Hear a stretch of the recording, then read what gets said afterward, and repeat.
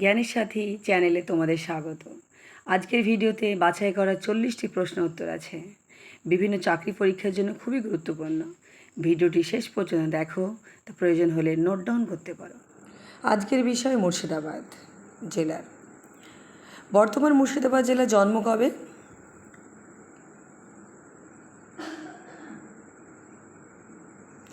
উনিশশো সালের 17 আগস্ট। বর্তমান মুর্শিদাবাদ জেলার জনসংখ্যা কত? 71,02,430 জন 2011 গণনা অনুসারে। বর্তমান মুর্শিদাবাদ জেলার আয়তন কত?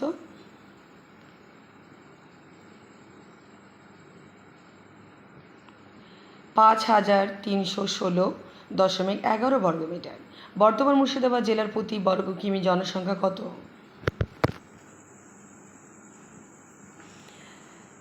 1,334 প্রতি বর্গ কিমি 2011 গণনা অনুসারে। বর্তমান মুর্শিদাবাদ জেলার কয়টি লোকসভা আসন আছে কী কী?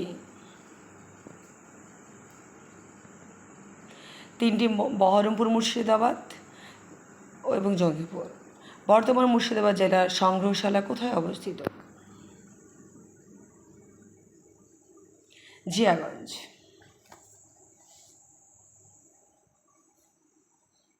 মুর্শিদাবাদ জেলায় কয়টি মহকুমা আছে ও কী কী? 5টি: বহরমপুর, লালবাগ, কান্দি, জঙ্গিপুর এবং ডোমকল। মুর্শিদাবাদ জেলায় কয়টি গ্রাম পঞ্চায়েত আছে? 255টি। মুর্শিদাবাদ জেলায় কয়টি মৌজা আছে? 2290টি। মুর্শিদাবাদ জেলায় কয়টি পৌরসভা আছে ও কী কী?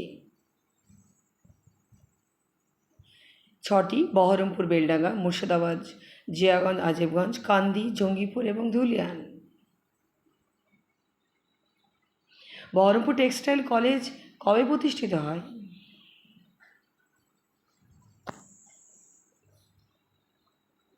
1927 সালে।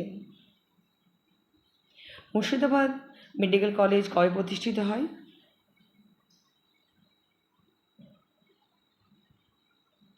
2012 সালে। মুর্শিদাবাদ জেলা স্পোর্টস অ্যাসোসিয়েশন কবে প্রতিষ্ঠিত হয়?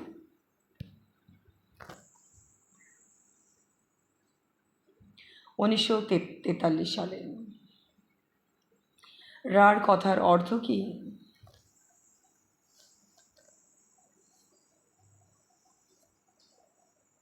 রাঢ় কথার প্রকৃত বাংলা অর্থ হল নিষ্ফলা। নবাবী আমলে কাকে জীবন্ত কবর দেওয়া হয়?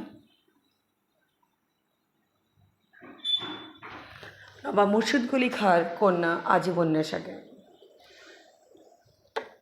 নবাব সিরাজদৌল্লা কবে নবাব হয়েছিলেন?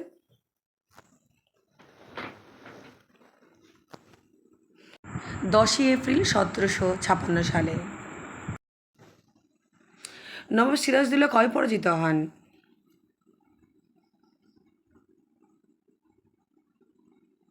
পলাশী যুদ্ধে 23শে জুন 1757 খ্রিস্টাব্দে। নবাব সিরাজদৌল্লা কতদিন নবাব ছিলেন?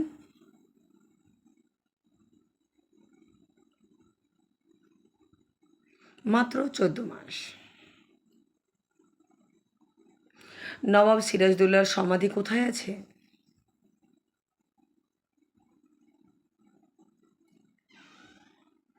খোশবাগে। নবাব সিরাজদৌল্লাকে কবে হত্যা করা হয়?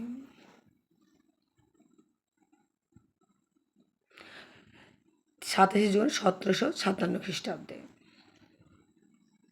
ঘসেরি বেগম কে ছিলেন?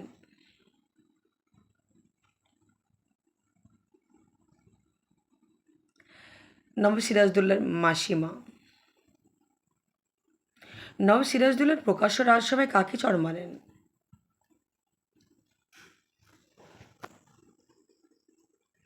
জগৎ শেঠকে। স্বাধীন বাংলার শেষ স্বাধীন নবাব কে ছিলেন? সঠিক উত্তরটি হবে নবাব সিরাজদৌল্লা। নবাব সিরাজদৌল্লার পরে কে নবাব হয়েছিলেন?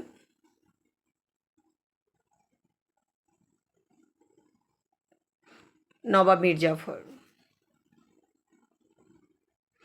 নবাব বংশের সর্বশেষ নবাব কে ছিলেন?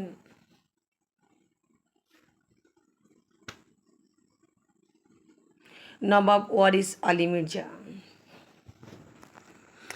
মহারানী স্বর্ণময়ী দেবী কে ছিলেন? সঠিক উত্তরটি হবে রাজা কৃষ্ণনাথের স্ত্রী। ইংরেজ আমলে বহরমপুর কারাগারে কোন কোন বিশিষ্ট স্বাধীনতা সংগ্রামে বন্দী ছিলেন? সঠিক উত্তরটি হবে নেতাজি সুভাষচন্দ্র বসু ও কাজী নজরুল ইসলাম। নীল বিদ্রোহ কবে হয়?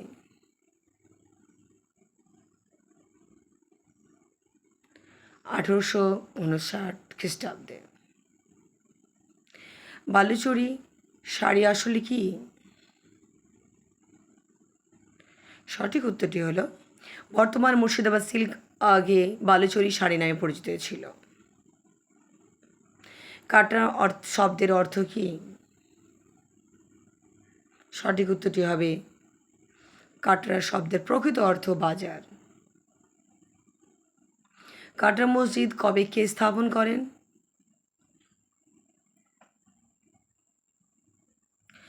1723 খ্রিস্টাব্দে নবাব মুর্শিদ কুলি খাঁ। জাহান কোষা কি? সঠিক উত্তরটি হল যুদ্ধ কামান।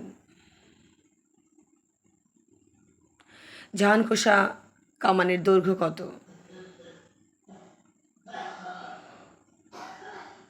জাহান কোষা কামানের দৈর্ঘ্য 12 হাত। জাহান কোষা কামানের ওজন